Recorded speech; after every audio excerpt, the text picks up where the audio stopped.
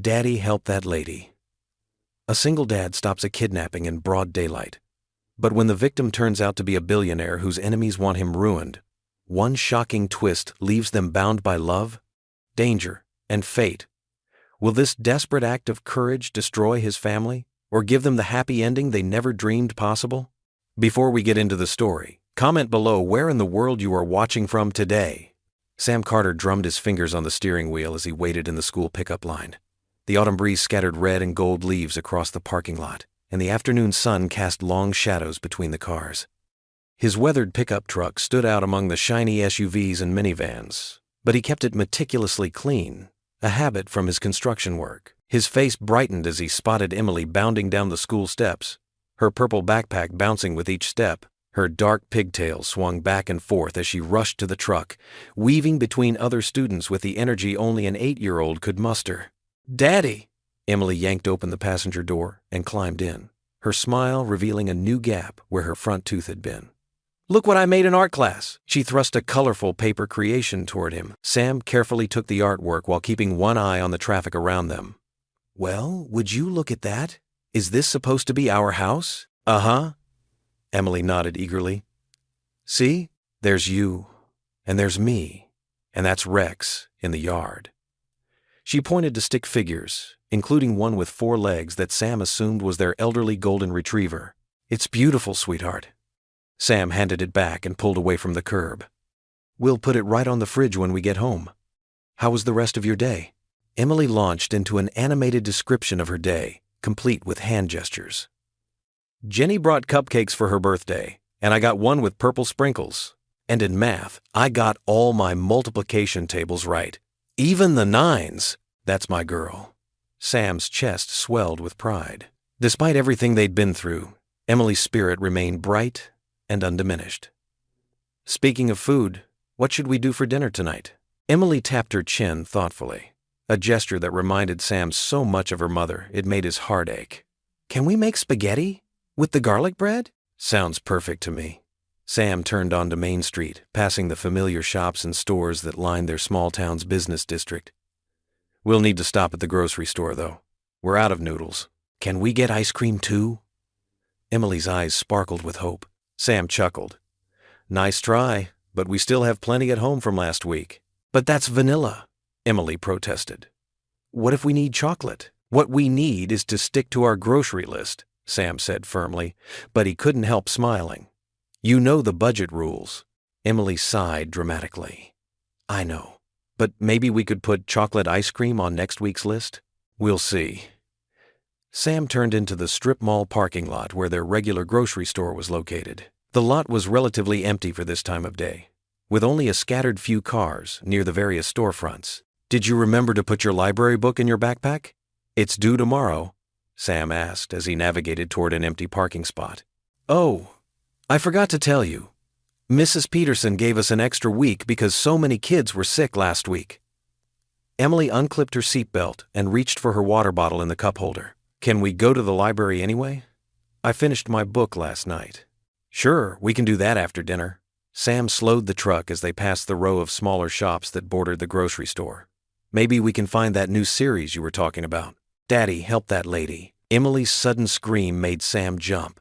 His eyes snapped to where she was pointing, and his blood ran cold at what he saw. Near a white delivery van, a well-dressed woman was struggling against 2 men in dark clothing.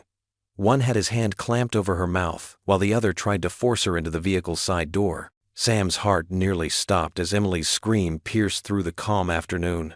His eyes darted to where she was pointing, a sleek black van parked near the strip mall's shadowy corner. 2 men in dark clothes were wrestling with a woman in a cream-colored business suit, trying to force her into the vehicle's side door. "Emily, stay in the truck, lock the doors," Sam commanded, already throwing the pickup into park. His hand shook as he yanked the keys from the ignition, but his voice remained steady and firm. "Don't get out for anyone except me or the police." The woman's muffled cries for help carried across the parking lot. Sam sprinted toward the struggle, his work boots pounding against the asphalt. Years of construction work had kept him strong, and adrenaline now surged through his muscles. The kidnappers were so focused on subduing their victim they didn't notice his approach until he was almost upon them. "Let her go." Sam's deep voice boomed across the lot. One kidnapper turned, startled. He was shorter than Sam, with cold eyes behind dark sunglasses. The other man maintained his grip on the woman's arms. Without hesitation, Sam charged forward and grabbed the nearest attacker's shoulder, yanking him away from the woman. The man stumbled backward, caught off balance. His sunglasses clattered to the ground. The second kidnapper released the woman's arm to reach for something in his jacket. "He's got a gun!" the woman screamed, her voice raw with terror. Sam's construction instincts took over. On dangerous job sites, quick thinking meant survival. He stepped between the woman and her attackers, using his broad shoulders as a shield while pushing her behind him. "Run," he urged her. But the woman's legs gave out, and she collapsed against him, trembling violently. Sam could feel her heart racing through her silk blazer. The first kidnapper had regained his footing and was advancing again. Through the chaos, Sam heard Emily's voice from the truck. "Daddy!" The sound of his daughter's fear gave him an extra surge of protective strength. "Back off!" Sam roared at the attackers. He kept one arm steady around the terrified woman while raising his other hand in warning. "Police are coming!" It was a bluff, but he prayed someone in the strip mall had already called 911. The second kidnapper had indeed pulled out a gun, but he held it awkwardly, as if unused to weapons. His hand trembled slightly. "This isn't your business," he growled, but uncertainty had crept into his voice. A car horn blared nearby, making everyone jump.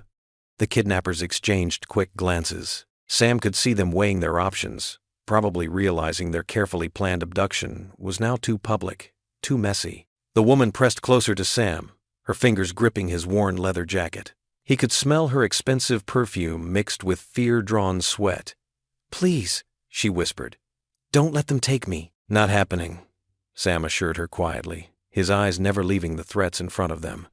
Other voices were starting to call out across the parking lot as shoppers noticed the confrontation. Someone was finally calling the police. Sam could hear a man's voice nearby, repeating, "Attempted kidnapping," into a phone. The first kidnapper grabbed his partner's arm. "We need to go, now." His voice was clipped. Professional. This was no random crime. For a tense moment, the armed man seemed ready to argue, but then distant sirens began to wail. The sound appeared to make his decision. He backed away toward the van, guns still pointed in their direction. Sam stood his ground, shielding the woman until both men had jumped into their vehicle. The van's tires squealed as it peeled away, leaving the acrid smell of burning rubber in the air. Only when the van disappeared around the corner did Sam turn his full attention to the woman he'd rescued. She was pale beneath her makeup, her honey blonde hair falling loose from what had probably been an elegant updo. She swayed on her feet, and Sam guided her to sit on a nearby concrete parking block. "Are you hurt?" he asked gently, kneeling beside her. "We should wait for the police, but I can call an ambulance if you need one." She shook her head, then seemed to gather herself with visible effort. "No, I'm not injured, just shaken." Her voice was cultured but trembling. "I can't believe you. You could have been shot." "Daddy, Daddy." Emily's voice rang out again, closer this time. Sam whirled around to see his daughter running toward them. "Emily, I told you to stay in the truck." "The police are here," Emily explained, pointing to the patrol car that had just pulled into the lot, lights flashing. She reached them and immediately wrapped her arms around Sam's waist. "I was scared for you, Daddy." The woman's eyes softened as she watched their exchange. She drew a shaky breath and smoothed her skirt with trembling hands. "I'm Grace," she said softly. "Grace Whitmore. And I owe you both my life." The police cruiser's doors opened, and two officers approached quickly, their hands near their weapons. The sirens of more patrol cars echoed in the distance, growing louder. Sam kept one arm around Emily while helping Grace to her feet with the other. "I'm Sam Carter, and this is my daughter Emily. You're safe now, Miss Whitmore. We'll tell the police everything we saw." Grace's fingers brushed his arm, a gentle touch of gratitude. "Everything I have," she whispered, "and I've never felt as rich as I do in this moment, thanks to you both." The police lights painted blue and red streaks across the strip mall parking lot as Sam finished giving his statement. Emily hadn't let go of his hand since he'd returned to the car, her small fingers wrapped tightly around his. "Thank you again, Mr. Carter," the officer said, closing his notepad. We'll be in touch if we need anything else." Grace Whitmore stood a few feet away, wrapped in a soft gray blanket the paramedics had given her. Her designer clothes were rumpled, but her composure was returning. She walked over to Sam and Emily, her heels clicking against the asphalt. "I don't know how to thank you both enough," she said, her voice gentle but still shaky. Her eyes were red, rimmed but dry now. "You saved my life." Emily tugged on Sam's hand. "Daddy makes really good spaghetti," she announced with 8-year-old authority. "You should come have dinner with us." Sam felt his ears grow warm.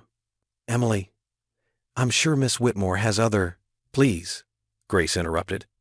"I'd love to. That island, if it's not too much trouble?" There was something vulnerable in her expression that made Sam's protests fade away. "It's no trouble," he found himself saying. "Though I should warn you, our place isn't exactly a mansion." Grace's smile was genuine. "That sounds perfect." They drove through the quiet suburban streets, Sam's old pickup truck leading the way, while Grace followed in her sleek silver Mercedes. Emily kept turning around in her seat to make sure Grace was still behind them. "She looks like a princess, Daddy," Emily whispered, though her whisper was loud enough to fill the cab.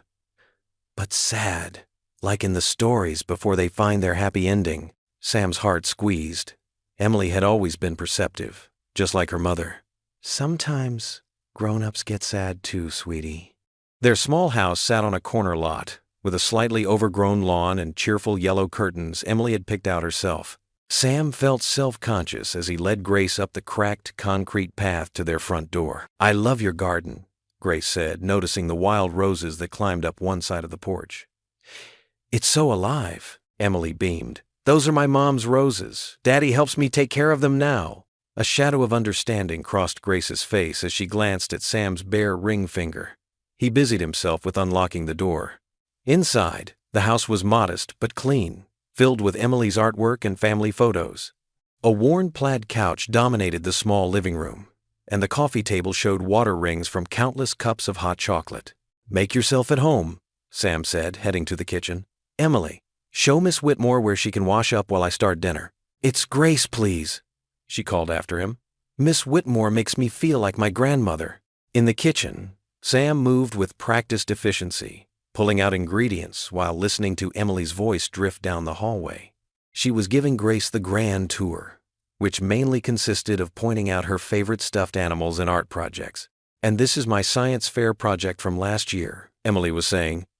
"Daddy helped me build it, but I did all the research myself. It's about how plants grow better when you talk to them nice." "That's fascinating," Grace replied, and Sam could hear she meant it. "Did you win?" "Second place?" "Jenny Thompson got first place because her dad's a real scientist, but that's okay. Daddy says it's not about winning." Sam smiled to himself as he started browning the meat for the sauce. He learned to cook out of necessity after losing Karen, but he discovered he actually enjoyed it. The familiar motions were soothing after the chaos of the afternoon. "Can I help?" Grace appeared in the kitchen doorway, having shed her designer jacket. Emily trailed behind her like a shadow. "You're our guest," Sam protested. "Please? I never get to cook anymore.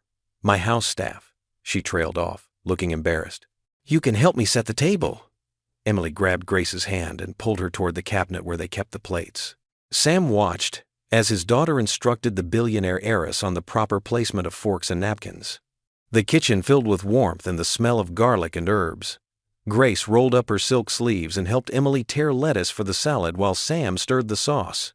The tension from earlier melted away as Emily chatted, filling the spaces between them with stories about school and her friends.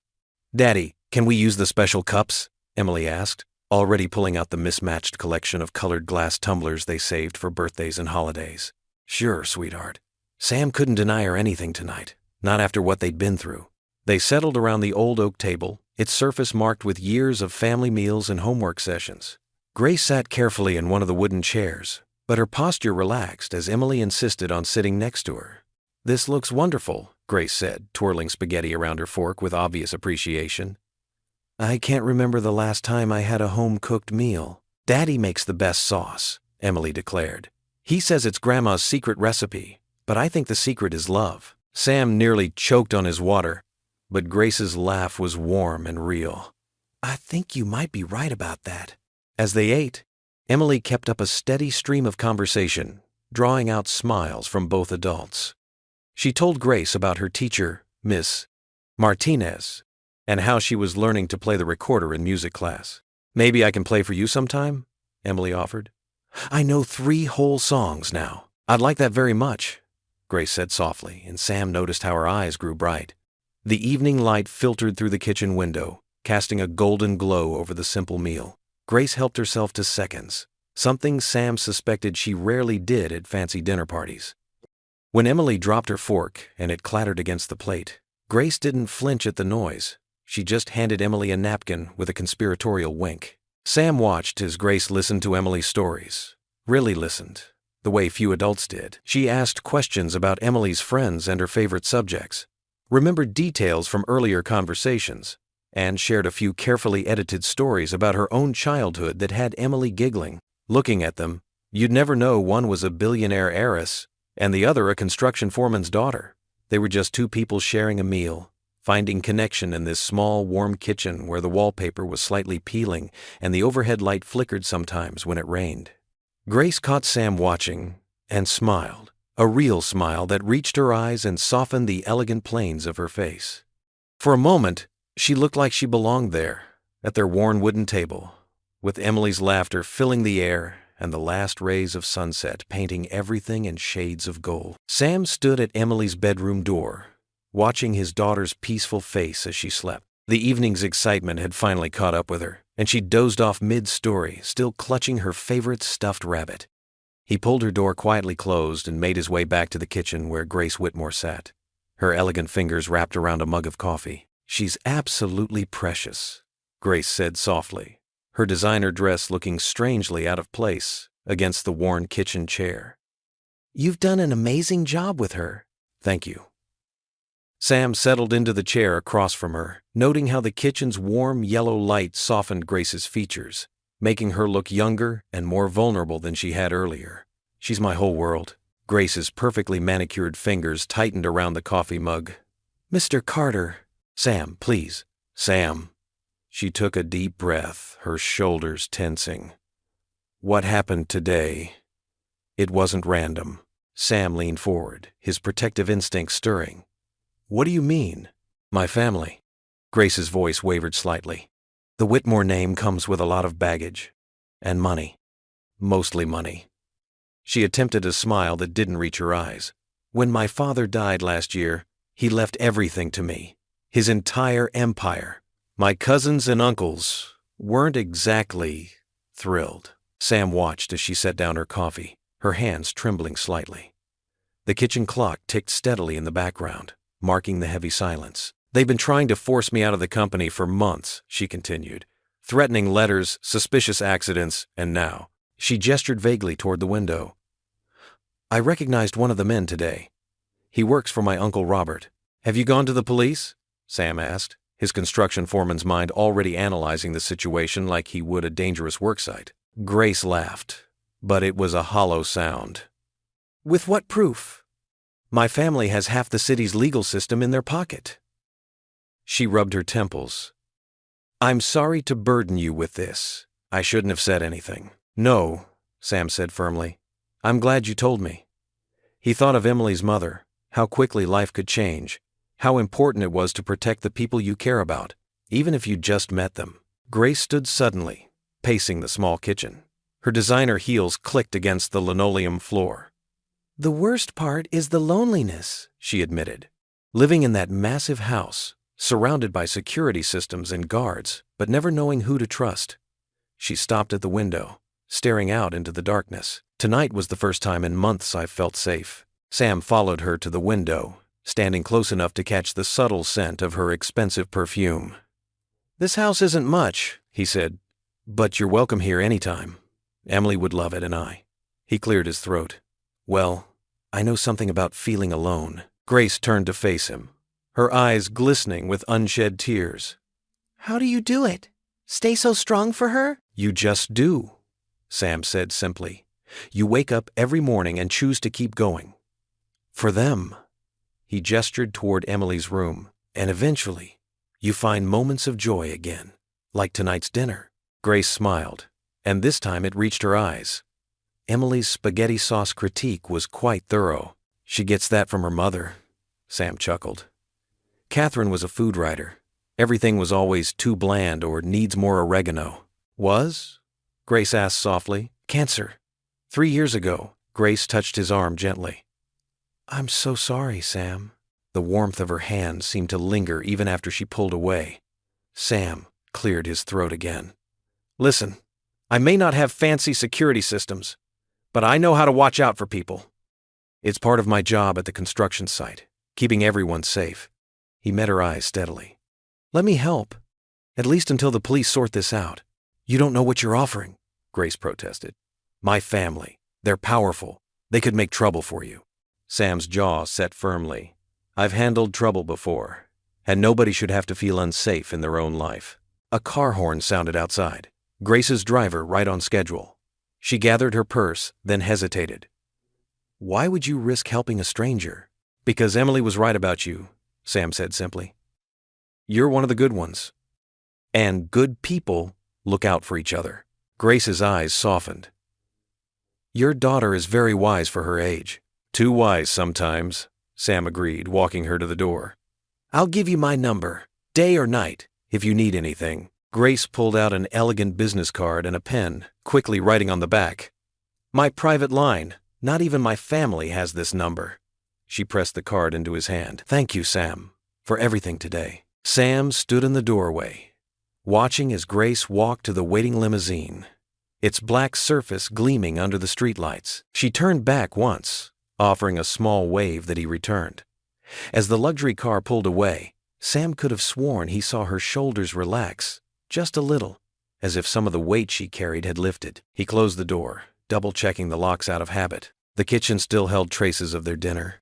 Emily's drawings on the refrigerator, the lingering smell of tomato sauce, and Grace's coffee mug on the table. Such an ordinary evening, yet somehow everything felt different. Sam picked up the mug, noticing the faint imprint of Grace's lipstick on the rim. How strange that this delicate cup had witnessed such an intimate confession. He washed it carefully, his mind still processing everything Grace had told him, the threats, the danger, the loneliness in her eyes when she spoke about her family. He dried his hands and walked to Emily's room for one final check. His daughter had kicked off her covers, as usual. Sam gently tucked her back in, brushing a strand of hair from her forehead. Emily stirred slightly. Is Mommy Grace gone? She mumbled sleepily. Sam froze at the unexpected title. Yes, sweetheart. She had to go home. She should live here, Emily said, already drifting back to sleep. She looks happy here. Sam stood there for a moment, watching his daughter's peaceful face, thinking about Grace's words about loneliness and trust, about the strangeness of fate that had brought their 3 lives together in a strip mall parking lot. In his pocket, Grace's business card seemed to carry the weight of her trust. He would guard it carefully, just as he would guard her secret. Because Emily was right, everyone deserved a place where they could feel happy and safe. Back in the kitchen, Sam tucked the card securely in his wallet, right behind the worn photo of Catherine. 2 women who had changed his life in different ways, one who had given him Emily, and one who had reminded him that sometimes the bravest thing you can do is let someone help you carry your burdens. The morning sun streamed through the Carter kitchen window, casting warm squares of light across the scratched wooden table. Emily sat swinging her legs, spooning up her cereal while Sam packed her lunch. The routine was familiar and comforting after the previous evening's drama. Daddy, do you think Miss Whitmore is okay? Emily asked, milk dribbling down her chin. Sam handed her a napkin with practiced patience. I'm sure she is, sweetheart. She has lots of people looking out for her now. He tucked a small note into Emily's lunchbox like he did every morning. It was something he'd started doing after her mother passed. Little reminders that she was loved. She's really nice, Emily continued, pushing her empty bowl away. And pretty too, like a princess. Sam couldn't help but smile at his daughter's assessment. Yes, she is nice. Now go brush your teeth, or we'll be late. The drive to Emily's elementary school was filled with her chatter about the upcoming science fair. Sam listened, offering encouraging noises at the right moments, but his mind kept drifting to Grace's worried face from the night before. The fear in her eyes when she'd confided about her family troubled him. "Have a great day, Em," he called as she hopped out of the truck. She turned and waved, her backpack almost as big as she was, before running to join her friends. At the construction site, Sam threw himself into work, trying to keep his thoughts focused on the apartment complex they were building. The familiar weight of his tool belt and the rhythm of hammer meeting nail helped ground him. "Hey, Carter," Mike, his foreman, called out during their lunch break. "Since when are you hanging out with billionaires?" Sam looked up from his sandwich to find several coworkers gathering around, phones in hand. His stomach tightened. "What are you talking about?" Mike held up his phone, showing a social media post with a grainy photo of Sam and Grace from the previous evening. The headline read, "Whitmore heiress in staged kidnapping drama?" "It's not what you think," Sam started, but Mike was already scrolling through more posts. "Says here you orchestrated the whole thing," another worker chimed in. "Some kind of scam to get close to her money." Sam's hands clenched. "That's ridiculous. Emily and I were just driving home when—" "Your kid was in on it too?" someone asked. And the protective anger that flared in Sam's chest made him stand up so quickly his lunch tumbled to the ground. "Don't," he warned, his voice low and steady. "Don't you dare bring my daughter into this." The afternoon dragged by in a haze of worried thoughts and suspicious glances. Sam's phone buzzed constantly with messages from unknown numbers. By 4 o'clock, Mike pulled him aside. "Look, Sam," he said, avoiding eye contact. "Maybe you should take a few days off until this blows over. People are talking and we can't have this kind of attention on the site." Sam felt the ground shift beneath his feet. This job was everything. It kept a roof over Emily's head, food on their table, stability in their lives after losing her mother. "Mike, you know me. I've worked here for 6 years. You really think I'd—" "Just take some time." Mike cut him off, already walking away. "Paid leave for now. We'll sort it out later." The drive to pick up Emily felt like the longest of his life.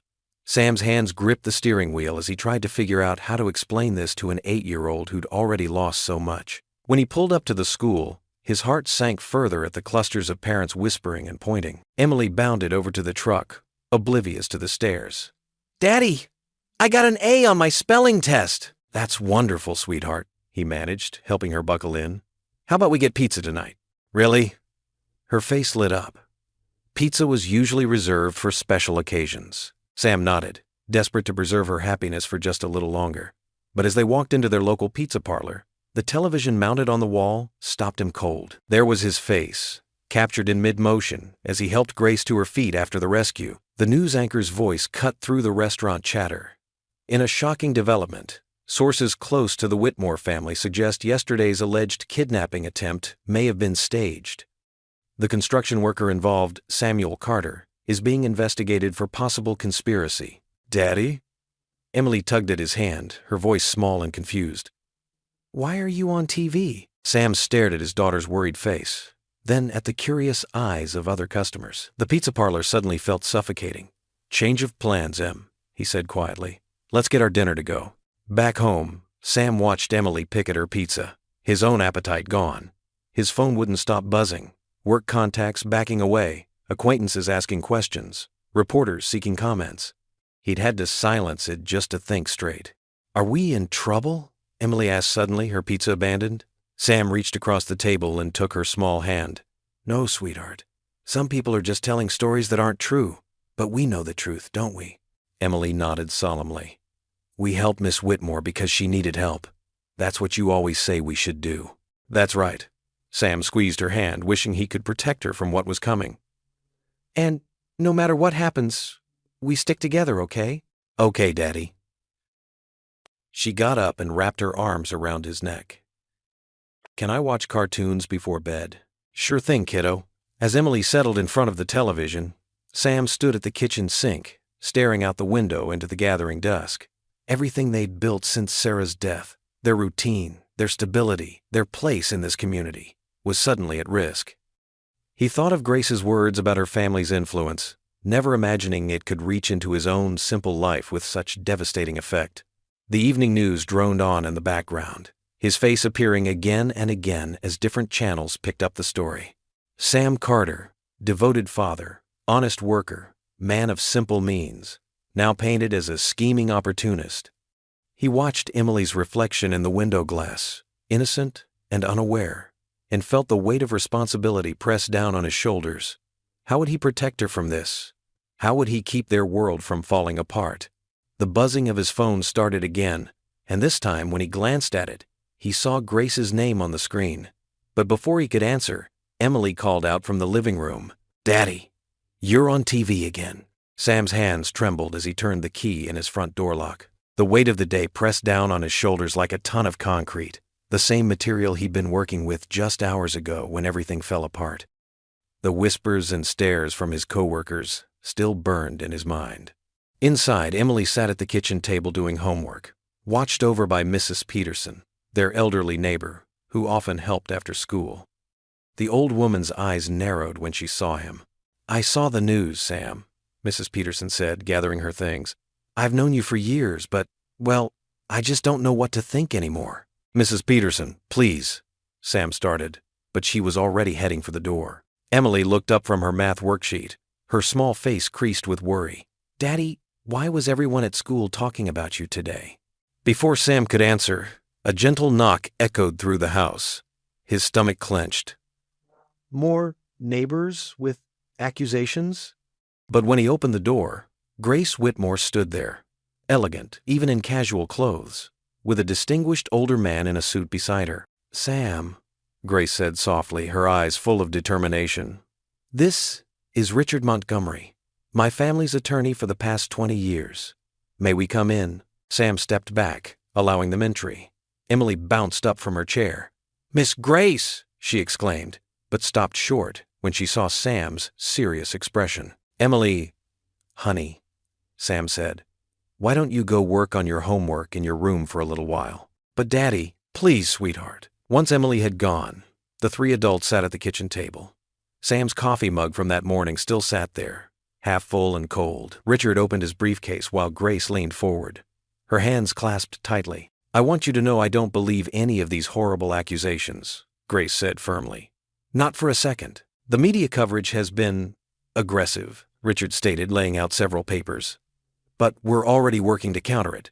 Miss Whitmore has given a statement thoroughly denouncing these claims." Sam ran a hand through his hair. "I appreciate that. But my foreman already sent me home today. Said it was best for everyone if I took some time off until this dies down." His voice cracked slightly. "I have a daughter to support. I can't afford time off." Grace reached across the table, her hand hovering near his but not quite touching. "That's why we're here. Richard has drafted cease and desist letters to the major networks. We're also preparing a defamation suit." "I don't want money," Sam said quickly. "I just want my life back. I want to work and take care of my daughter without people thinking I'm some kind of con man." Richard nodded approvingly. "That's exactly the kind of statement that will help your case. Miss Whitmore has also offered to speak to your employer personally." "No," Sam said firmly. "I mean, thank you, but that might just make things worse. Make it look like I'm buying your loyalty?" Grace finished, her voice bitter. "That's what they want people to think." "That you're after my money and I'm too naive to see it." She stood up suddenly, pacing the small kitchen. "I've dealt with people trying to use me my whole life." "That's why I know you're different, Sam. You didn't even know who I was when you saved me." Sam watched her move, noticed how her perfectly manicured hands shook slightly. "Who's behind this?" he asked quietly. "You said the kidnapping was an inside job. Is this connected?" Richard cleared his throat. "We have our suspicions. Certain members of the Whitmore family stand to lose considerable influence if Miss Whitmore follows through with her plans to restructure the family foundation." They spent the next hour reviewing legal documents and planning their response to the media circus. Sam's head spun with terms like public relations strategy and damage control. It all seemed so far removed from his normal life of construction sites and helping with homework. Finally, Richard packed up his briefcase. "I'll file these first thing in the morning. Try not to speak to any reporters in the meantime." After the lawyer left, Sam and Grace moved to the front porch. The evening air was cooling, carrying the scent of Mrs. Peterson's rose garden next door. They sat in the old wooden swing, its chains creaking softly. "I'm so sorry," Grace whispered. "You and Emily shouldn't have to deal with this just because you helped me." "Hey," Sam said gently, "I'd do it again. No decent person would just drive past someone being kidnapped." The porch door squeaked, And Emily poked her head out. Her small feet were bare, her favorite stuffed rabbit tucked under one arm. Without a word, she climbed onto the swing between them, curling up against Grace's side. "You look sad," Emily said, looking up at Grace. "Is it because of the mean people on TV?" Grace's eyes glistened as she smoothed Emily's hair. "A little bit, sweetheart." Emily hugged her tighter. "You're safe with us," she whispered, and Sam watched as Grace's careful composure cracked just a little, a tear sliding down her cheek. The three of them sat there, swaying gently, as the sunset painted the sky in shades of pink and gold. The simple wooden swing felt like a sanctuary, a small island of truth amid a sea of lies and accusations. Sam knew tomorrow would bring more challenges, more whispers, more battles to fight. But for now, his daughter's words echoed in his mind. "You're safe with us." Looking at Grace's face, peaceful despite her tears, he realized that simple promise meant more to her than all her wealth ever had. The morning sun painted golden streaks across Sam's modest kitchen as Grace helped Emily pour pancake batter onto the sizzling griddle. It was Saturday, and despite the chaos of the past week, there was a peaceful rhythm to their movements. "Watch this." Emily's small hands gripped the spatula, her tongue poking out in concentration as she attempted to flip a pancake. It landed half-folded, and batter splattered on the counter. "Almost got it, sweetheart," Grace said, grabbing a paper towel to clean up. She caught Sam's eye across the kitchen, and they shared a smile. Sam watched them from the coffee maker, his heart doing strange flips in his chest. Grace had arrived early, dressed in simple jeans and a sweater, instead of her usual elegant attire. Her long dark hair was pulled back in a casual ponytail, and there wasn't a trace of makeup on her face. She looked more real this way, more accessible. "Daddy, can we show Grace the farmer's market?" Emily bounced on her toes, nearly knocking over the syrup bottle. "They have those honey sticks I love." "If Grace wants to come," Sam said carefully, not wanting to pressure their guest. Grace's face lit up. "I'd love to. I've never been to a real farmer's market." The market was busy when they arrived, filled with local vendors selling fresh produce, baked goods, and handmade crafts. Emily skipped between the stalls, pointing out her favorites to Grace, who seemed fascinated by everything. "These tomatoes actually smell like tomatoes," Grace marveled, holding one up to her nose. "The ones at my usual store have no scent at all," Sam chuckled. "That's because these were probably picked yesterday, not shipped across the country." They filled their baskets with fresh vegetables, warm bread, and yes, several honey sticks for Emily. Grace insisted on paying, but Sam noticed she did it quietly, respecting his pride. Back at home, Grace rolled up her sleeves to help prepare lunch. "I have to confess something," she said, washing lettuce in the sink. "I've never actually cooked a meal before. We always had staff for that." "Never?" Emily's eyes went wide. "But cooking is fun. Daddy taught me how to make grilled cheese all by myself." "Well then," Sam said, pulling out cutting boards and knives, "today's your first cooking lesson." They spent the afternoon making a simple pasta dish, with Grace learning to chop vegetables, slowly and carefully, while Emily proudly demonstrated her skills at tearing lettuce for the salad. The kitchen filled with laughter and the warm smell of garlic and herbs. That evening, after dinner and dishes, they sat on the back porch. Emily caught fireflies in a jar, while Sam and Grace talked quietly, their voices mixing with the chorus of crickets.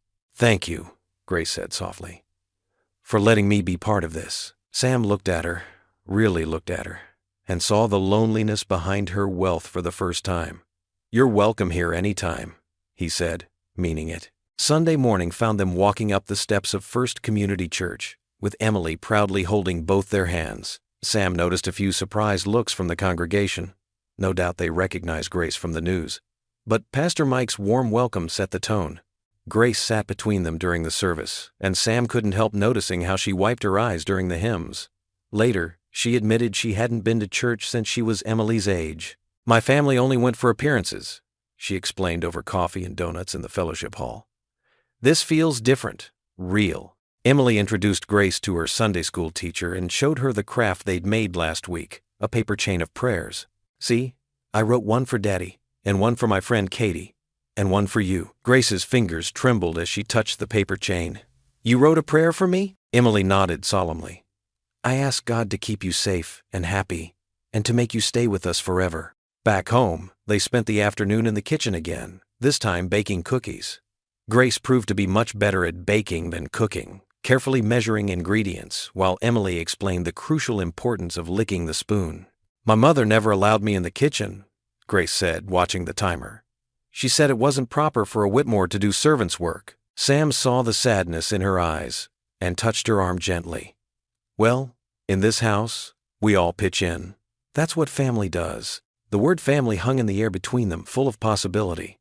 As evening approached, Emily begged Grace to help with her bedtime routine. They disappeared upstairs while Sam cleaned up the kitchen, trying not to think about how right it felt having Grace there. In Emily's room, Grace sat on the edge of the bed, smoothing the colorful quilt Emily's grandmother had made. Emily snuggled under the covers, her damp hair from her bath spreading across the pillow. "Will you read me a story?" Emily asked, reaching for her favorite book. Grace's heart swelled as she opened the worn copy of Goodnight Moon. She'd never read a bedtime story before, but Emily helped her point out all the important details in the pictures. When the story was finished, Emily's eyes were heavy with sleep. Grace leaned down to kiss her forehead, just as she'd seen Sam do. "Good night, Mommy Grace," Emily murmured, already drifting off. Grace froze, her heart hammering in her chest. Tears sprang to her eyes as she looked at this precious child who had so easily offered her love. Her throat felt too tight to speak, but she managed to stroke Emily's hair once more before quietly standing. She stood there for a long moment, watching Emily's peaceful face in the soft glow of the nightlight, overwhelmed by the depth of emotion those two simple words had stirred in her heart. Grace's heels clicked against the marble floor of her family's mansion, each step echoing through the grand entrance hall. Family portraits hung on the walls, generations of Whitmore staring down at her with cold, judging eyes. The familiar scent of lemon polish and old money filled the air, but today it made her stomach turn. Her Aunt Margaret, a stern woman with perfectly coiffed silver hair, stood at the entrance to the formal dining room. "We've been waiting," she said, lips pursed in disapproval. Inside, Grace found the entire Whitmore clan gathered around the massive mahogany table. Uncle Richard, Cousin Thomas, and her father's oldest friend and business partner, Harold Bennett, all sat with grave expressions. At the head of the table, her father's empty chair loomed large. He had passed away 2 years ago, but his presence still dominated these family meetings. "Please sit, Grace." Aunt Margaret gestured to a chair, her diamond bracelet catching the light from the crystal chandelier. Grace smoothed her silk dress and took her seat, fighting to keep her hands steady. The warmth of yesterday's pancake breakfast with Sam and Emily felt like a distant dream in this cold room. "This situation with the construction worker must end," Uncle Richard began, his voice sharp as a knife. "We've been patient, but enough is enough." "His name is Sam," Grace said quietly but firmly.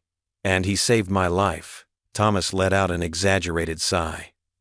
"Come now, cousin. We all know this was probably staged. A convenient hero moment to worm his way into your life and your bank account." Grace's cheeks flushed with anger. "How dare you? You weren't there. Those men were going to—" Yes, the mysterious kidnappers," Harold interrupted, waving his hand dismissively. "Convenient how they disappeared without a trace." Aunt Margaret reached across the table, her perfectly manicured nails grazing Grace's hand. "Darling, we're worried about you. This man and his daughter, they're not our kind of people." The words hit Grace like a physical blow. She thought of Emily's bright smile, of Sam's gentle strength.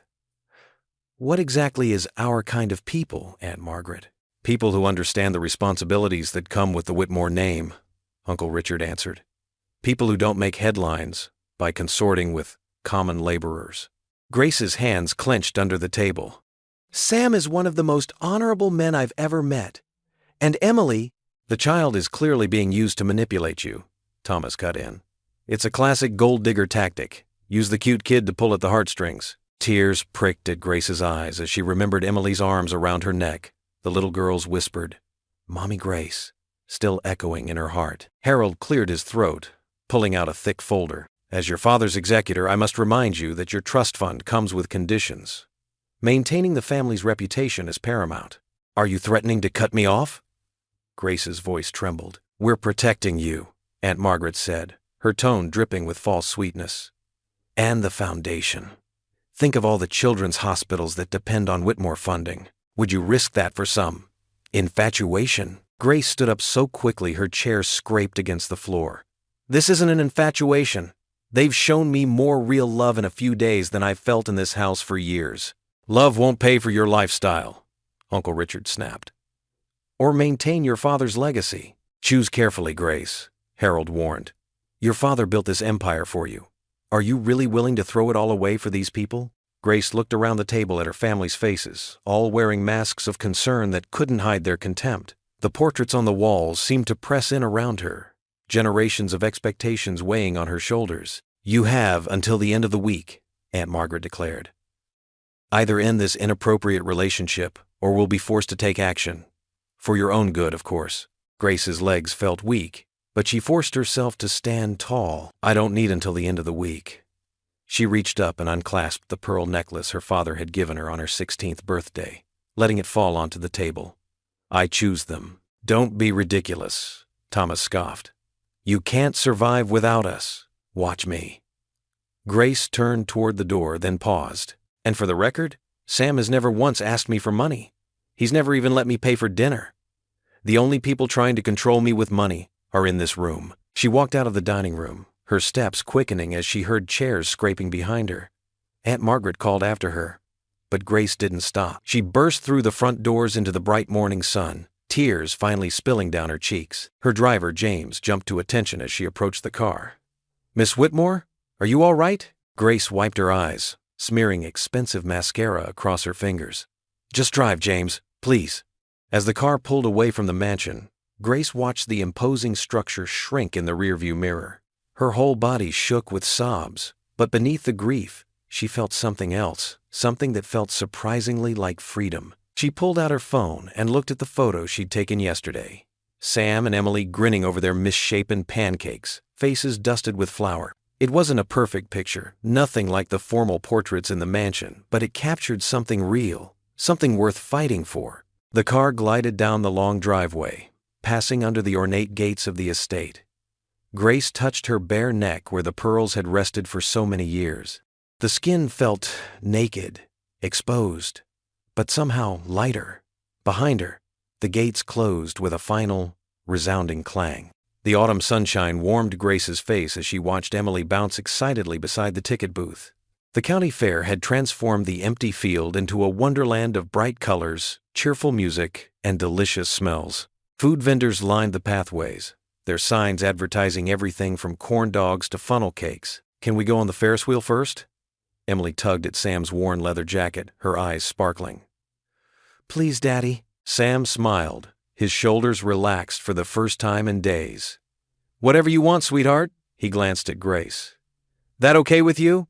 Grace nodded, touched by his thoughtfulness in bringing them here. After the tense family meeting this morning, she needed this reminder of simple joy. She changed from her designer dress into jeans and a soft sweater, feeling more like herself than she had in years. The Ferris wheel creaked as they climbed into the metal basket.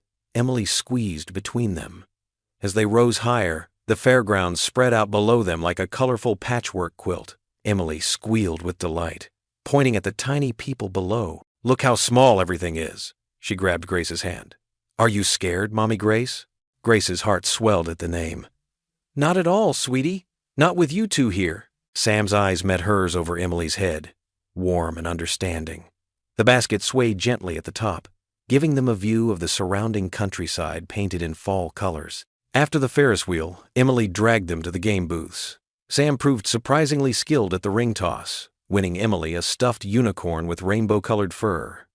At the balloon dart game, Grace surprised herself by popping 3 balloons in a row, earning a small teddy bear that Emily immediately named Grace Bear. You're full of surprises, Sam said, watching Grace aim at another balloon. She grinned. My father actually hired a carnival company for my 10th birthday party.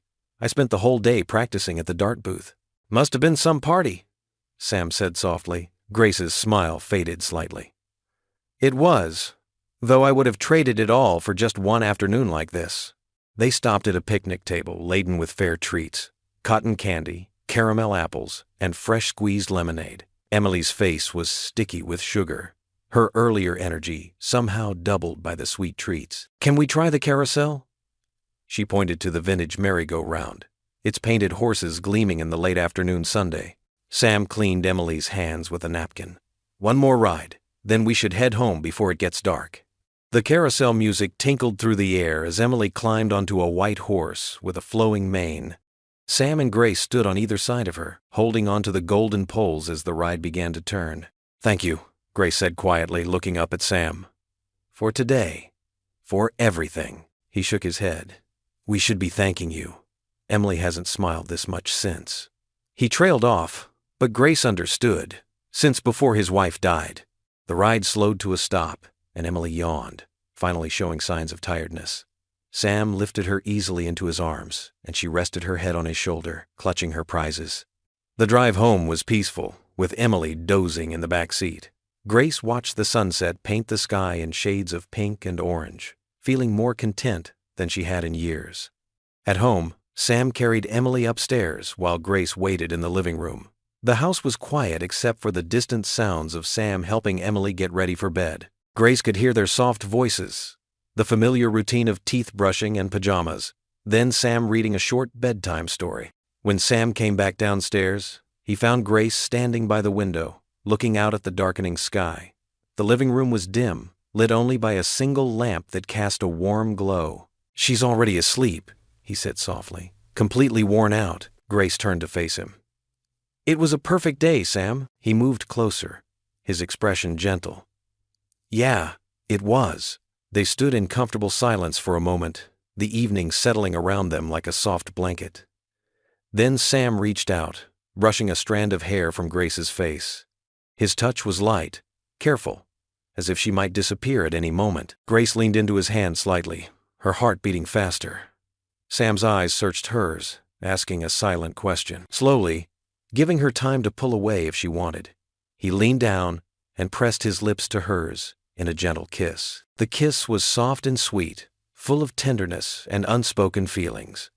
When they parted, Sam rested his forehead against hers, both of them breathing quietly in the dim room. The autumn evening wrapped Sam's modest home in a cozy blanket of warmth. The kitchen still held the lingering scent of the chicken pot pie they'd shared for dinner, and soft lamplight cast a gentle glow across the living room.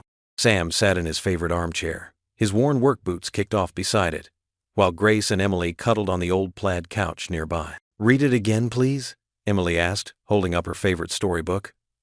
Her dark curls fell across her face as she snuggled closer to Grace. Grace smiled, adjusting the blanket around Emily's shoulders. "This will be the third time, sweetheart. Don't you want to try a different story?" "No, I like this one." Emily's voice was firm but sleepy. "It's about a family, like us." Sam's heart squeezed in his chest as he watched them together. Grace had seamlessly woven herself into their lives over the past few weeks. She came for dinner most evenings, helped Emily with her homework, and brought a warmth to their home that Sam hadn't realized was missing. Grace began reading again, her voice soft and melodic. Sam noticed how she did different voices for each character, making Emily giggle despite knowing exactly what was coming next. The sight of them together, his daughter and the woman he was falling deeply in love with, filled him with a peace he hadn't felt since losing Emily's mother. As the story wound down, Emily's eyes grew heavy. She blinked slowly, fighting sleep. "Daddy?" she called out suddenly. "Yes, Princess?" Sam leaned forward in his chair. Emily looked up at Grace, then back at her father. Her next words came out in a drowsy whisper that changed everything.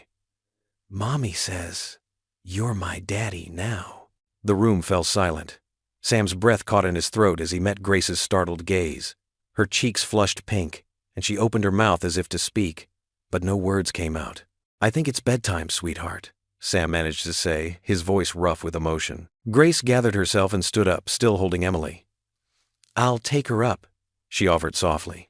Sam nodded, watching as Grace carried his daughter upstairs. He could hear their quiet voices, Grace humming a lullaby, Emily's sleepy responses during their bedtime routine. These moments had become so natural, so right. He walked to the window, looking out at the star-filled sky. Emily's words echoed in his mind. "Mommy says you're my daddy now."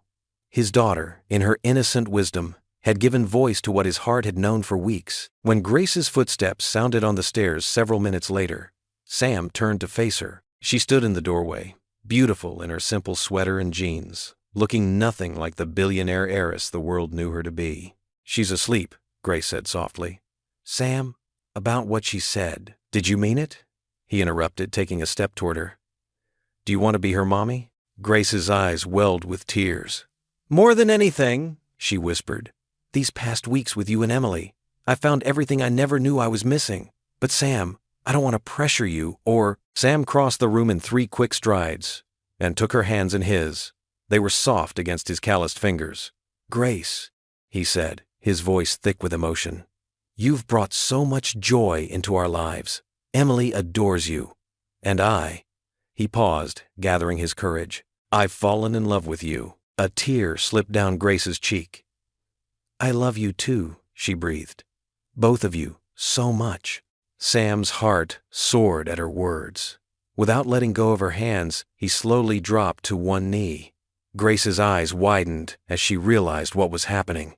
"I know this might seem fast," he said, looking up at her. "But nothing in my life has ever felt more right. You fit with us, Grace. You make our house feel like a real home again. Emily needs a mother's love, and he swallowed hard. I need you. Will you marry me? Be Emily's mom? Build a life with us?" Grace's tears fell freely now, but her smile was radiant. "Yes," she whispered. "Yes, Sam Carter, I will marry you." Sam stood and pulled her into his arms, holding her close as she buried her face in his shoulder. They stood like that for a long moment, their hearts beating in sync, both aware that this simple evening had changed their lives forever. When Grace finally pulled back, her eyes were shining with joy. "I don't need a fancy ring or a big proposal," she said, touching his face gently. "This is perfect, just us in our home, with our daughter sleeping upstairs."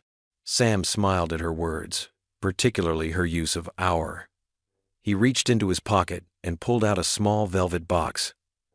"Actually," he said softly, "I've been carrying this around for a week, waiting for the right moment." Grace gasped as he opened the box to reveal a simple but elegant diamond ring. "It's not as grand as what you're used to," he started to say, but Grace pressed her fingers to his lips. "It's beautiful," she said firmly. "It's from you, which makes it perfect." Sam slipped the ring onto her finger, and Grace held it up to the light, admiring how it sparkled. "Our perfect little family," she whispered, wrapping her arms around his neck. "I promise to love you and Emily with everything I have." The morning sun painted golden streaks across Grace's designer wedding magazines, scattered across Sam's worn kitchen table. Emily sat between them, her small finger tracing the lacy white dresses with dreamy fascination. "Can I wear a princess dress too?" Emily asked, her eyes bright with hope. Grace squeezed her soon-to-be daughter's hand. "Of course, sweetheart. We'll find the perfect one together." Sam watched them with a warm smile, but it faded as he glanced at his watch. "Time for school, princess." He gathered Emily's backpack, trying to ignore the knot in his stomach that had been growing for days. As they walked to his truck, Sam noticed a black sedan parked across the street. It wasn't the first time he'd seen it. The car had been showing up more frequently, always keeping its distance but clearly watching. He pulled Emily closer, scanning the quiet, suburban street with wary eyes.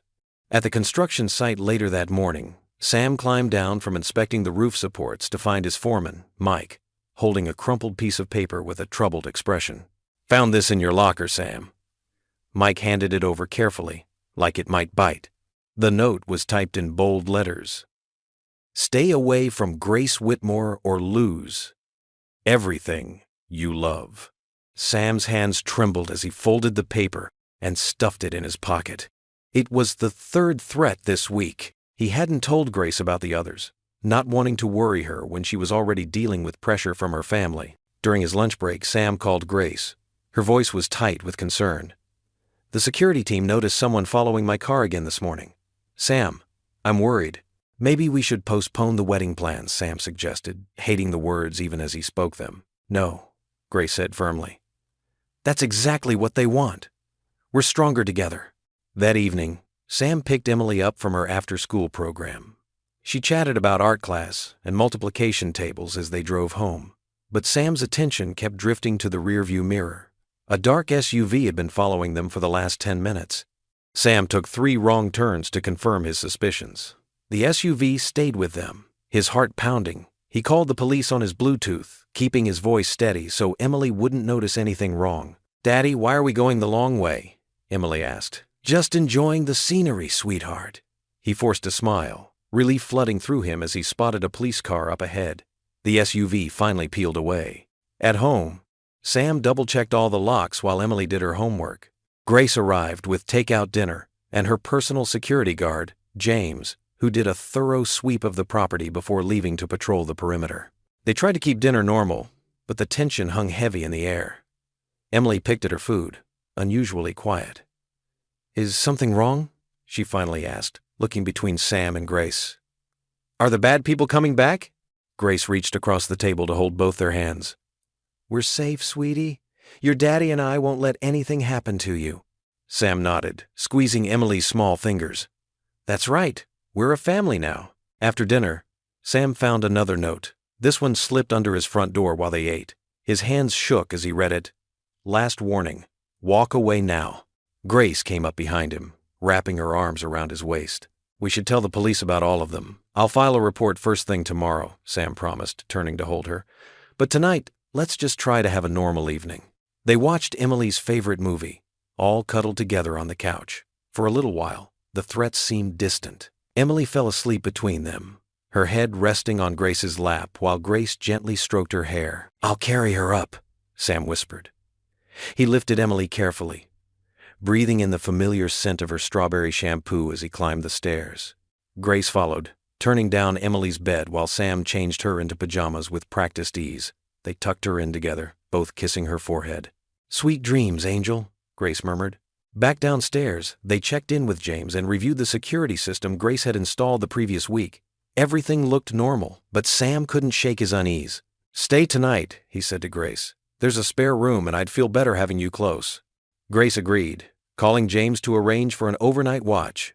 They stayed up late, talking in low voices about wedding details and trying to maintain some normalcy despite their fears.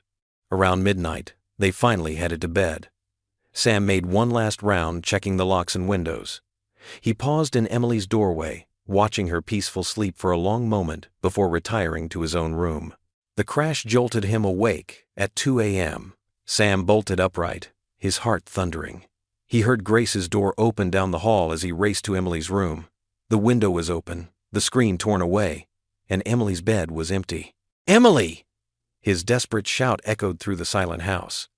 But his daughter was gone, leaving only her stuffed bear lying on the floor beneath the forced window. Grace appeared in the doorway, her face pale with horror. "Sam!" He stared at the empty bed, his world crumbling around him, his little girl, his everything, taken. Just like the threats had promised.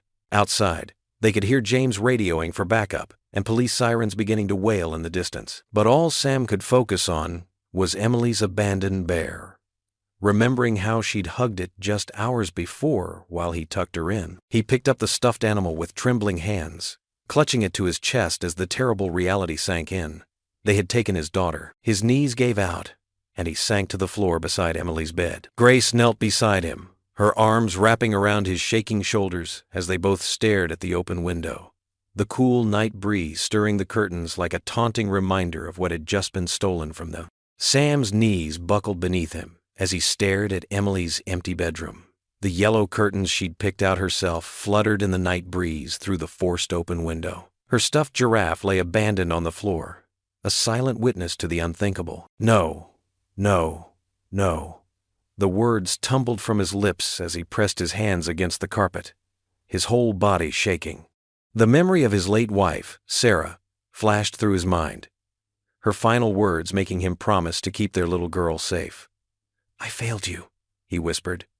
"I failed both of you." Behind him, Grace stood frozen in the doorway, her elegant composure crumbling. Her hand trembled as she covered her mouth, tears streaming down her face. "This is all my fault," she choked out. "My family, my money. I brought this darkness into your lives." Sam barely registered her words, his eyes fixed on Emily's unmade bed. The pink unicorn sheets were twisted, suggesting a struggle.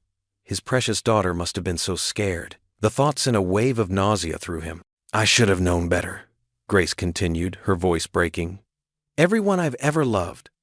They all get hurt because of who I am, because of what I have. She backed away from the doorway, wrapping her arms around herself.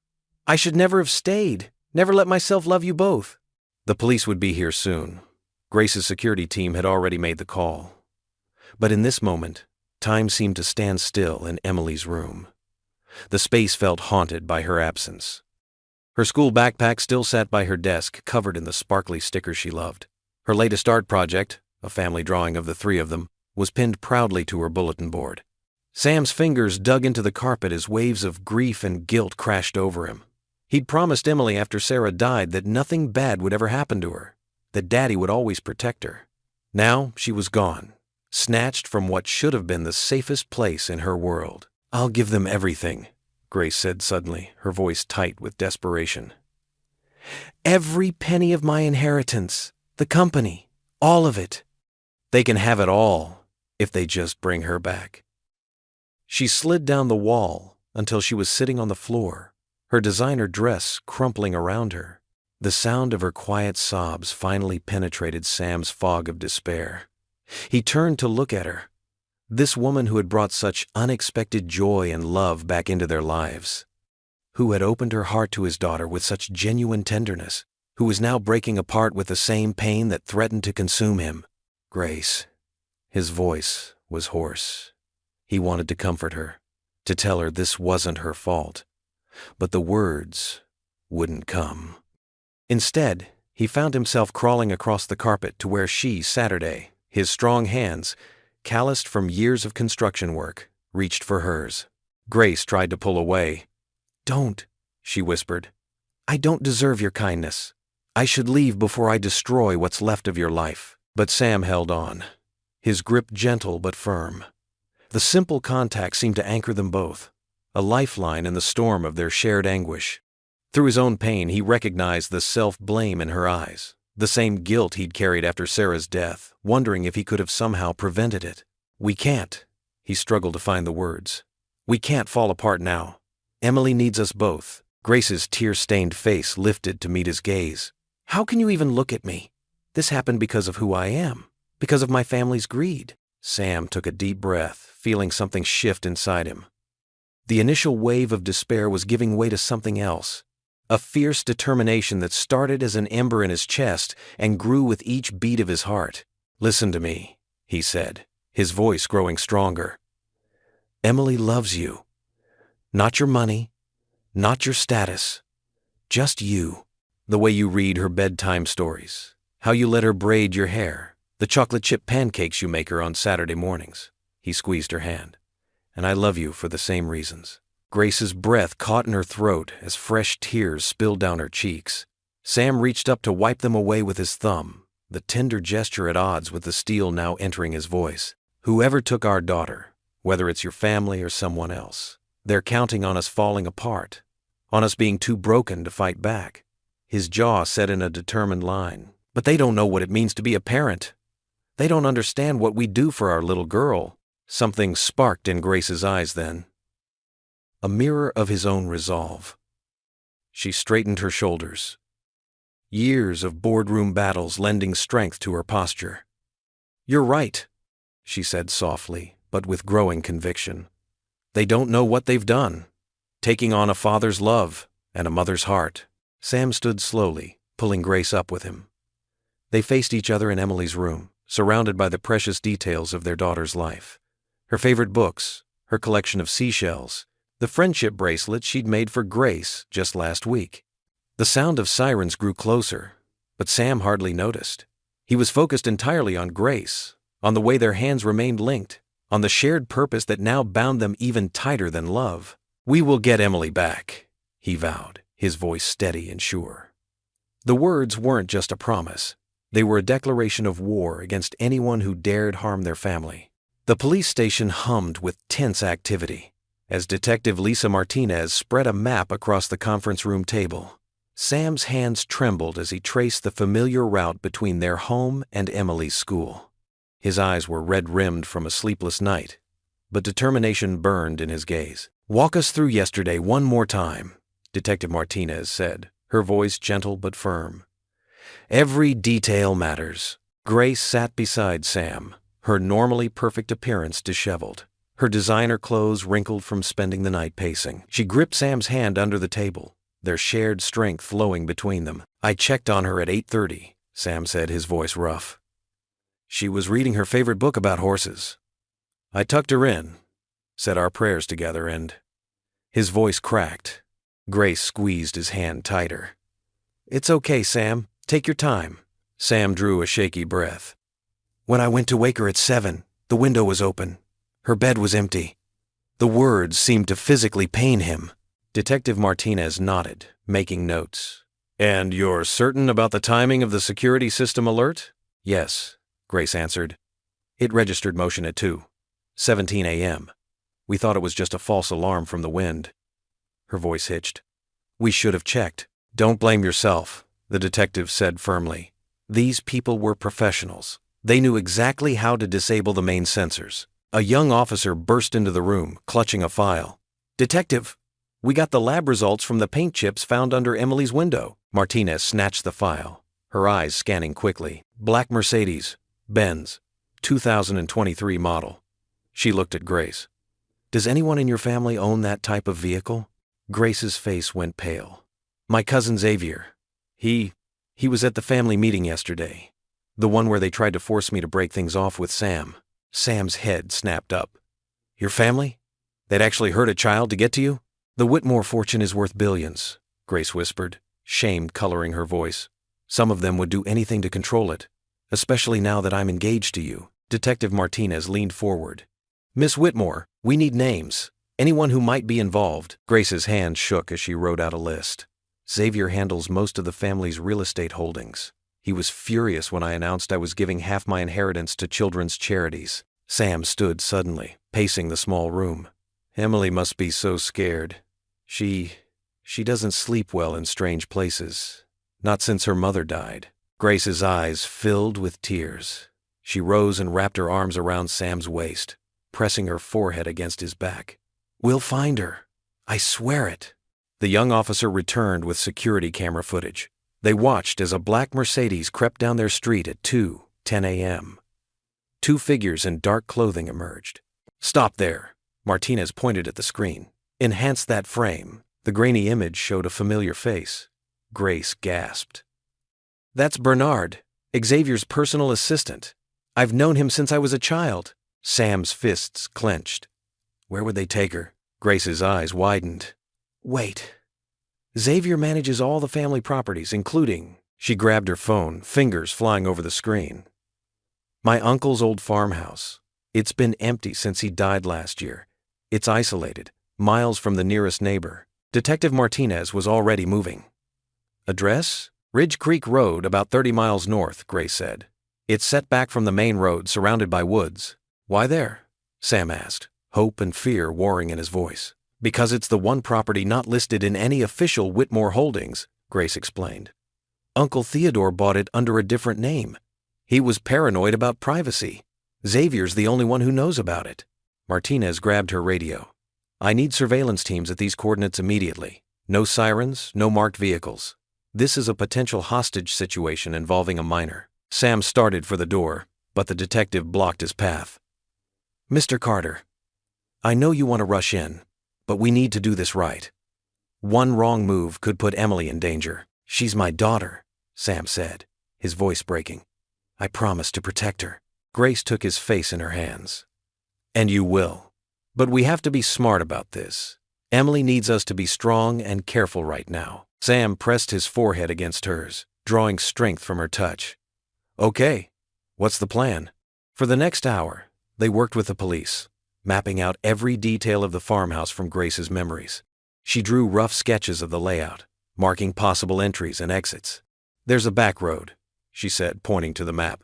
"It loops around through the woods. That's how we used to sneak in for summer parties when I was a teenager." Martinez nodded to her team. "We'll set up surveillance points here and here. Once we confirm Emily's location, we move in fast and quiet." Sam stared at Emily's school photo on the detective's board, his little girl's smile bright and trusting. "Hold on, sweetheart," he whispered. "Daddy's coming." Grace's phone buzzed. Her hand shook as she read the message. It's from Xavier. She turned the screen so they could see. Family meeting. Urgent. Come alone or things get complicated. He's not even trying to hide it, Sam growled. Detective Martinez's eyes narrowed. This could work in our favor. Miss Whitmore, are you willing to attend this meeting? Draw them out? Grace straightened her shoulders. Absolutely. I'll keep them talking while you get Emily. Sam pulled her close. Grace, no. It's too dangerous. Sam, she touched his cheek gently. Emily called me Mommy. That makes her my daughter too. I'll do whatever it takes to bring her home. Their eyes met in silent understanding. They were in this together, their love for Emily binding them tighter than any fear or threat. Detective Martinez's phone chirped. She listened intently, then looked up. We have confirmation. Surveillance units report movement at the farmhouse. 2 adults and 1 child matching Emily's description. Sam's breath caught. Grace gripped his arm. Okay, people, Martinez announced. We move in 1 hour. Miss Whitmore, you'll meet with Xavier as requested. Mr. Carter, you'll stay with our tactical team. Everyone clear on their positions? Sam and Grace nodded, their hands clasped tightly together. The farmhouse waited in the distance, holding their precious Emily within its walls. Soon, they would bring their daughter home. Sam's hands gripped the steering wheel so tight his knuckles turned white. The late afternoon sun cast long shadows across the rural road as their SUV followed the unmarked police car ahead. Grace sat beside him, her face pale but determined, her designer clothes replaced by practical jeans and a dark sweater. We should be there in 10 minutes. Detective Martinez's voice crackled through the radio they'd been given. Remember, you 2 stay back until we clear the scene. Understood, Sam responded, though his heart screamed to rush in. Every minute felt like an eternity, knowing Emily was being held against her will. Grace placed her hand over his on the steering wheel. She's strong, Sam, just like her father. Her voice trembled slightly, but her eyes held steady. We're going to bring her home. Sam nodded, unable to speak past the lump in his throat. The past few hours had been a blur of police interviews, maps spread across tables, and phone calls to Grace's contacts. When they'd finally traced the kidnappers to her uncle's old property, Grace had refused to stay behind. I got Emily into this mess, she'd insisted, standing toe-to-toe with Sam. I'm seeing it through. Now, as they turned onto a narrow dirt road, Sam glanced at the woman beside him. Despite her wealth and status, she'd thrown herself completely into the search, using every resource and connection she had. She'd even stood up to her own family, confronting them about their possible involvement until they'd gotten the lead they needed. The radio crackled again. 2 more vehicles coming up behind you. That's our backup. We'll form a perimeter around the property. Through the trees, Sam caught glimpses of a weathered farmhouse. His heart pounded harder with each passing second. Somewhere in that building was his little girl, his bright, brave Emily who'd first spotted Grace in trouble and started this whole journey. They pulled to a stop in a clearing, hidden from direct view of the house by a stand of old oak trees. Detective Martinez approached their vehicle, her face serious. We've confirmed movement inside, she said through Sam's rolled-down window. At least 3 adults. We need to move carefully. We don't want to spook them into doing anything rash. Have you seen Emily? Grace asked, leaning across Sam. Not yet, but we've got thermal imaging showing a smaller figure on the 2nd floor. The detective's expression softened slightly. Listen, I know you both want to be here, but you need to stay in the car until... There. Sam's voice came out as a hoarse whisper. All 3 turned to look at the farmhouse. In a 2nd-floor window, barely visible through dirty glass, a small face appeared. Emily's face. Even at this distance, Sam could see her brown pigtails, the ones he carefully did for her every morning. Grace's hand found his, squeezing tight. She's okay, she breathed. She's okay. Sam watched as Emily pressed her palm against the glass, and his heart nearly broke. How many times had she done that same gesture against their living room window, waiting for him to come home from work? He fought every instinct that screamed at him to run to her right now. Detective Martinez was already speaking rapidly into her radio. Visual confirmation of the child. 2nd floor. West-facing window. All units hold positions. Wait for my signal. The late afternoon light painted the old farmhouse in shades of amber and shadow. Sam could see peeling paint, a sagging porch, boarded-up windows on the 1st floor. His contractor's eye automatically noted the weak spots, the possible entry points. His father's heart noted only the distance between himself and his daughter, Sam. Grace's voice was barely a whisper. "Look at her face. She's not crying. She's not panicking." A wan smile touched her lips. "She's so brave, just like when she saw me in trouble." He nodded, pride mixing with fear in his chest. Emily had always been stronger than her years, even after losing her mother. But she was still just a little girl, and she needed them. More police vehicles arrived silently, taking positions around the property. Sam watched officers in tactical gear moving through the trees, step by careful step. Detective Martinez coordinated their movements through her radio, her voice calm and professional. "The negotiator is 5 minutes out," she informed them. "Once they're in position, we'll make contact with the kidnappers. We want to resolve this peacefully if possible." Grace shifted in her seat. "I should talk to them. If it's really my family behind this—" "No," Sam and Martinez said simultaneously. "You're too valuable a target," the detective continued. "If they see you, it could make things worse. Let us handle this."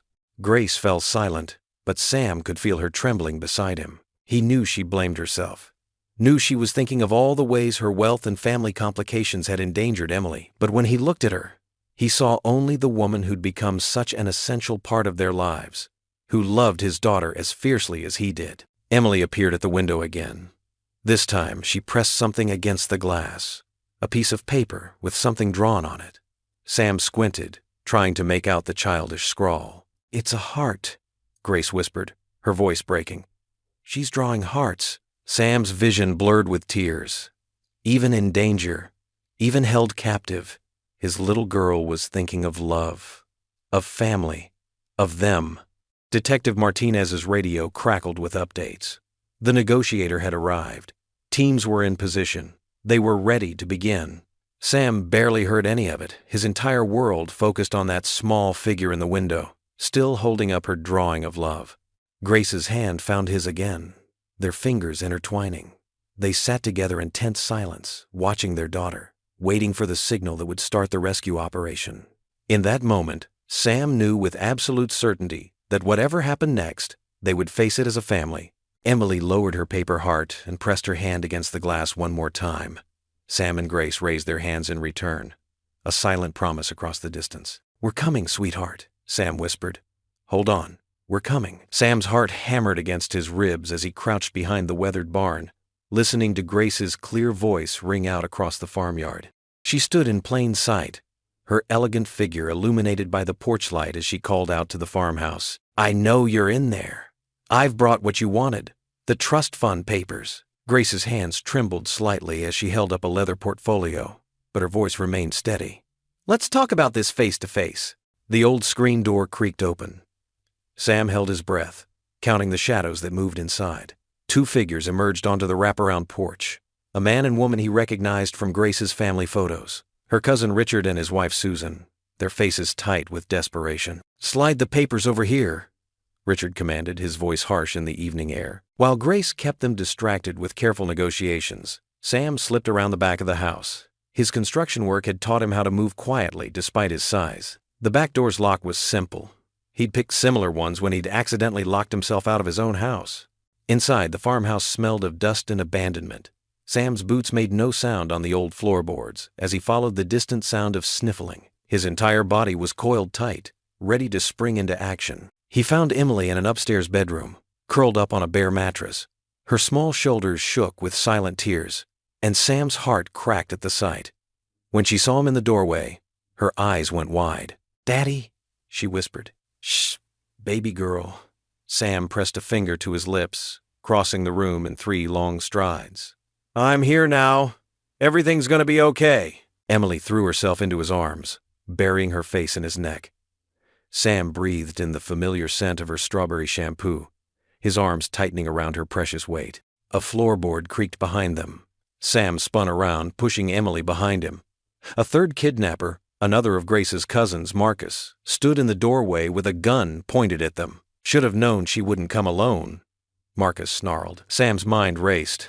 He could hear Grace still talking outside, her voice growing more insistent. The police would be closing in, but they weren't here yet. He had to keep Emily safe for just a few more minutes. "Think about what you're doing," Sam said quietly, feeling Emily's small hands clutching his shirt. Is money really worth destroying a child's life? Marcus's hand wavered slightly. You don't understand. That fortune belongs to all of us. Grace has no right. Grace has every right. Emily's voice piped up suddenly, her fear overcome by indignation. She helps people with that money. She builds hospitals for sick kids. The pure conviction in Emily's voice seemed to shake Marcus. His gun lowered just a fraction, but it was enough. Sam lunged forward, grabbing Marcus's wrist and twisting. The gun clattered to the floor as they grappled. Emily screamed. The sound of breaking glass came from downstairs, followed by shouts. Sam and Marcus crashed into the hallway wall, trading desperate punches.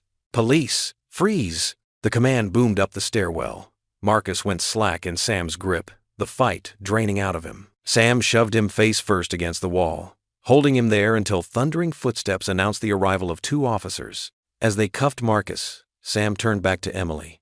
She stood in the bedroom doorway, tears streaming down her face, but her chin held high. Just like her mother, Sam thought with a surge of pride. Come here, sweetheart. He opened his arms and she ran to him. Carrying Emily, Sam hurried downstairs. Through the window, he could see Richard and Susan already in handcuffs, being led to patrol cars. Grace stood in the yard, her face pale in the flashing red and blue lights. The moment she saw them, Grace ran forward.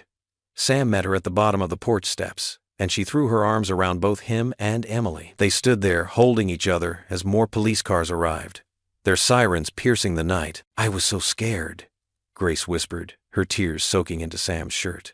When I saw that empty bedroom. I know, Sam pressed his lips to her temple. But we did it. We got our girl back. Emily wiggled between them until she could see both their faces. I knew you'd come, she said simply. You promised you'd always protect me, Daddy. And Mommy Grace never breaks her promises either. Grace let out a choked laugh, pulling Emily closer. Sam wrapped his arms around them both, creating a circle of safety in the chaos of flashing lights and police radios. His family was whole again. In that moment, nothing else mattered. Mr. Carter? An officer approached them. We'll need statements from all of you, but it can wait until tomorrow. Would you like an escort home? Sam looked at Grace, saw the same bone-deep exhaustion he felt reflected in her eyes. Yes, he said. Let's go home. Emily was already half asleep against his shoulder, worn out from her ordeal. Grace kept one hand on Sam's back as they walked to their car, as if afraid to break contact. The night had changed them all, but they'd faced it together. They were stronger for it. As they drove away from the farmhouse, following a police cruiser with its lights still flashing, Grace reached over and squeezed Sam's hand. He squeezed back, glancing in the rearview mirror at Emily's sleeping form. They had all the time in the world now to heal, to build their future together. But for this moment, Sam was content just to drive through the quiet night, holding Grace's hand while their daughter slept safely in the back seat. Sometimes the simplest blessings were the most profound. Sam carried Emily through their front door, her small arms locked tightly around his neck. Grace followed close behind, her hand resting protectively on Emily's back. The familiar smell of home, a mix of fresh laundry, and the lavender air freshener Emily loved, wrapped around them like a warm blanket. I've got you, sweetheart, Sam whispered, his voice rough with emotion. You're safe now. Emily's grip didn't loosen. Don't let go, Daddy. Never, he promised, sinking into their old brown couch, Emily still cradled in his arms. Grace sat beside them, her designer clothes wrinkled and dusty from the rescue, but her eyes shone with love as she stroked Emily's hair. The little girl reached out and grabbed Grace's hand, pulling it close to her chest. Stay with us tonight? Emily pleaded, looking at Grace with wide eyes. Grace exchanged a glance with Sam, who nodded. Of course, sweetie. I'm not going anywhere. The next few days passed in a blur of gentle healing. Emily wouldn't sleep alone, so they made a nest of blankets in the living room. Sam and Grace took turns keeping watch, though neither could really sleep anyway.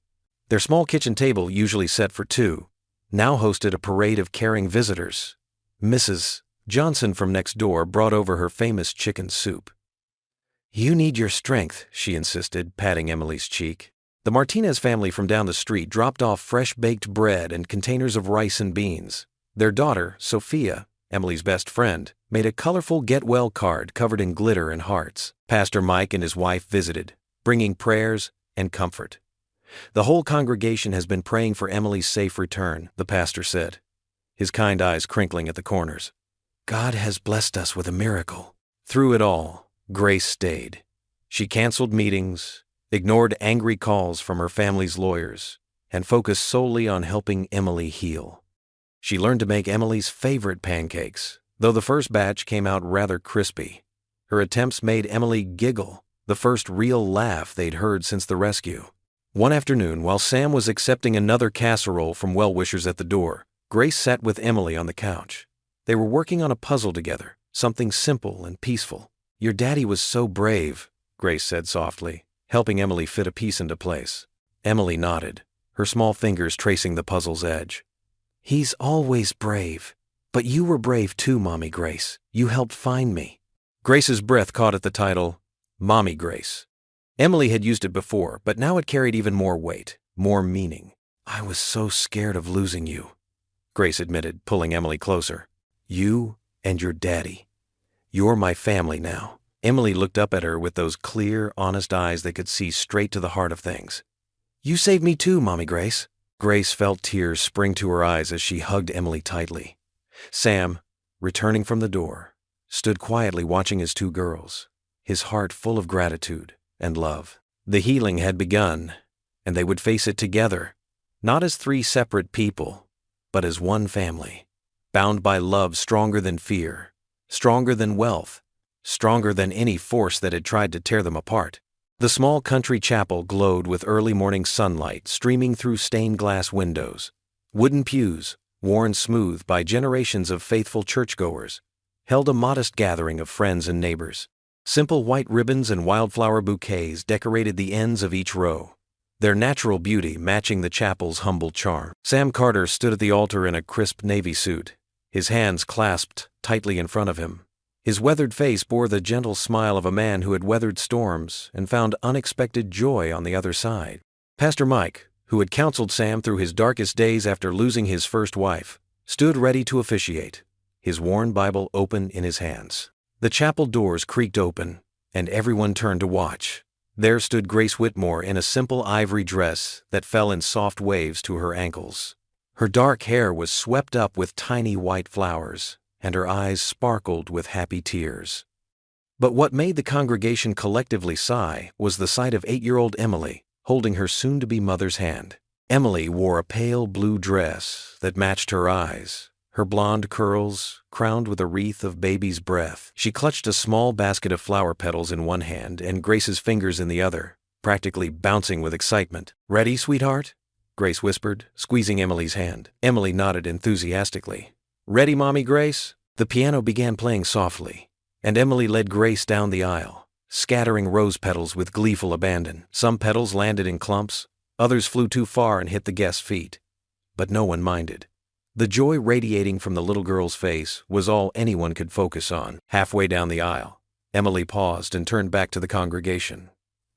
"Wait," she announced with the confidence only a child could muster. "We need to do this right." She skipped back to Grace and took her hand again. Then, to everyone's amusement, she reached out toward her father. "Daddy, come here. We should all walk together." Sam's eyes filled with tears as he walked down from the altar to join them. The guests murmured appreciatively as Emily positioned herself between Sam and Grace, taking both their hands in hers. "Now we can go," she declared firmly. Together, the three of them walked the rest of the way to the altar, Emily swinging their joined hands slightly. Mrs. Henderson, Sam's elderly neighbor who had often watched Emily after school, dabbed at her eyes with a handkerchief. Even Tom, Sam's gruff foreman from the construction site, cleared his throat suspiciously several times. Pastor Mike's voice was warm as he began the ceremony. "Dearly beloved, we are gathered here today to witness not just the union of two hearts, but the blessing of a family being made whole." Grace squeezed Sam's hand as Pastor Mike continued. "Sometimes God works in mysterious ways. Sometimes He uses the darkness of our trials to lead us to the light of His greatest gifts." Sam and Grace have written their own vows, which they'd like to share now. Sam turned to face Grace, his voice steady despite the emotion in his eyes. "Grace, when Emily spotted you that day, she didn't just save your life. She helped save mine too. You walked into our home and filled empty spaces I didn't even know we had. You love my daughter like your own, and you love me despite all my rough edges. I promise to protect you, support you, and choose you every single day for the rest of our lives." Grace's voice trembled as she responded, "Sam, you rescued me in more ways than one. You showed me what real strength looks like, not in wealth or power, but in kindness and unwavering love. You and Emily taught me what family truly means. I promise to stand by you both, to fill your home with laughter and love, and to thank God every day for bringing me to that parking lot." Emily tugged at Grace's dress. "Can I say something too?" Pastor Mike chuckled and nodded. "Of course, Emily." Emily turned to face the congregation, her clear voice ringing through the chapel. "See? Daddy helped that lady, and now she's my mommy." A wave of tender laughter rippled through the guests. Grace knelt down and hugged Emily tight, careful not to crush her flowers. Sam wrapped his arms around both of them, and for a moment the ceremony paused to honor this simple embrace. When they straightened up, Pastor Mike continued with the traditional vows. Sam and Grace exchanged rings, simple gold bands that reflected their uncomplicated love. Emily insisted on helping, carefully passing each ring when it was time. "By the power vested in me," Pastor Mike proclaimed, "I now pronounce you husband and wife.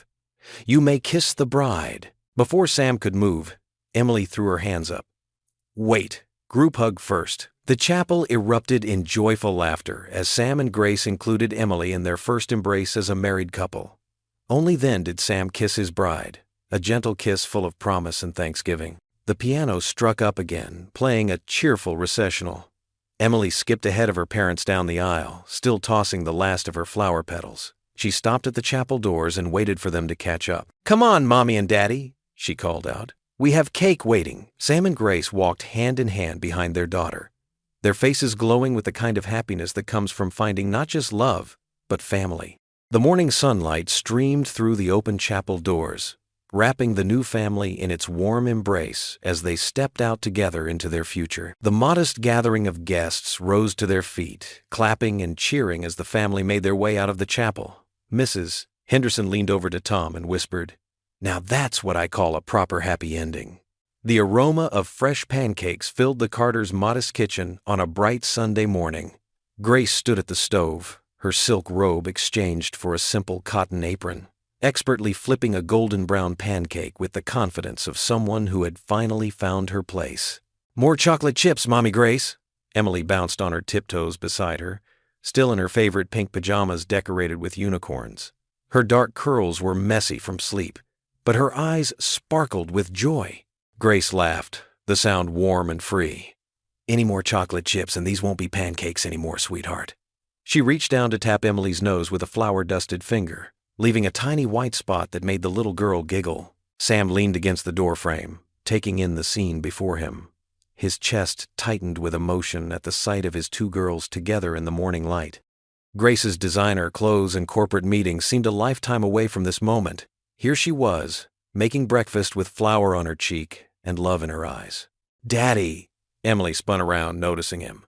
"Mommy Grace makes the best pancakes ever. Even better than yours," she grinned mischievously. "Is that right?" Sam crossed the kitchen, wrapping one arm around Grace's waist as she worked. "I might have to taste test that claim." Grace leaned back against him for a moment, comfortable in his embrace. "Your daddy's pancakes kept you two going for years. I'm just adding my own touch to the family recipe." "Family recipe," Sam repeated softly, the words holding new meaning now. He pressed a gentle kiss to Grace's temple. Emily pulled out plates from the lower cabinet, her designated job since she could reach them safely, and carefully set them on their worn wooden table. The morning sun caught the simple gold band on Grace's finger as she stacked the pancakes high. "Remember when we first had dinner here?" Grace asked, carrying the platter to the table. "I was so nervous." "You didn't look nervous," Sam said, pulling out chairs for both his girls. "You looked like you belonged." "I felt like I belonged," Grace admitted, passing the syrup to Emily. "Even then, it scared me a little. How right it felt." Emily drowned her pancakes in syrup while Sam rushed to catch the bottle before it completely emptied. "Easy there, sunshine. We want some pancake with our syrup." "But it's Sunday," Emily protested, making both adults laugh. They fell into an easy rhythm of passing butter and berries, sharing bites and stories. Grace's phone stayed silent in her purse, her family's business empire temporarily forgotten. Sam's work boots waited by the door, Sunday being their day of rest and togetherness. "Can we go to the park after breakfast?"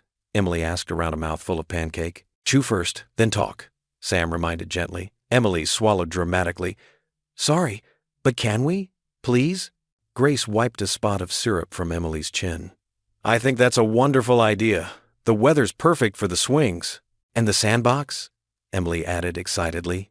"And maybe ice cream after? Ice cream after pancakes?" Sam raised an eyebrow, trying to look stern but failing as his lips twitched into a smile. "We could work up an appetite at the park first," Grace suggested, her eyes twinkling. "A little exercise before treats." Sam shook his head, marveling at how easily Grace had learned to negotiate with their energetic 8-year-old. "You're both going to spoil me with all these sweet things." "You deserve to be spoiled," Grace said softly, reaching across to squeeze his hand. Emily watched them with satisfaction, her face sticky with syrup but radiating happiness.